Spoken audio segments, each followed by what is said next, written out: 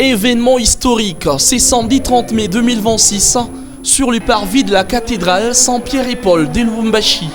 La gouverneure du Lualaba, son excellence Fifi Masuka Saini, accompagnée du député national Sheke Malonji Swana et de son épouse Sandra Malonji, ainsi que des quelques membres de son gouvernement, a pris part à la messe solennelle d'ordination épiscopale du nouvel évêque auxiliaire de Lubumbashi, Monseigneur Jean-Marie Vianney Moussoul Moussas, présidé par l'archevêque métropolitain Monseigneur Fulgence Mouteba, en présence du nonce apostolique et d'une dizaine d'évêques de la Senko. Cette célébration eucharistique a réuni des milliers de fidèles dans une ferveur exceptionnelle.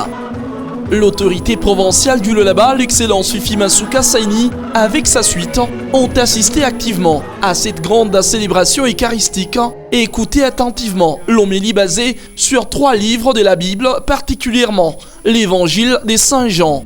Puis est venu le moment fort de la cérémonie, à savoir l'installation du nouvel évêque, marqué par les rites sacrés de l'imposition des mains, l'onction de l'huile sainte et la remise des insignes pastoraux, mitres, calottes et crosses. Ainsi, Monseigneur Jean-Marie Vianney Moussoul Moussas est devenu officiellement évêque auxiliaire de Lubumbashi. Avec sa devise « Vous avez reçu gratuitement, donné gratuitement ». Témoin privilégié de cette élévation spirituelle et fervente fidèle catholique, la gouverneure Fifi Masuka Saini a tenu à marquer son soutien à la mission du nouvel évêque en lui offrant, au nom de sa province, un véhicule Land Cruiser Pempa 9. L'honorable député national Sheke Malonji Swana et son épouse Sandra Malonji ont tenu à accompagner le nouvel évêque dans ses nouvelles charges.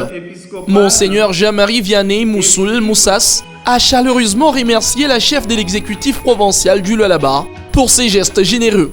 L'évêque auxiliaire a reçu 3 véhicules. Le premier de l'archevêque métropolitain de Lubumbashi et président de la Senko. Le 3e de Madame la gouverneure du Lualaba. La joie, les chants des louanges et les applaudissements étaient au rendez-vous pour clore cette journée mémorable.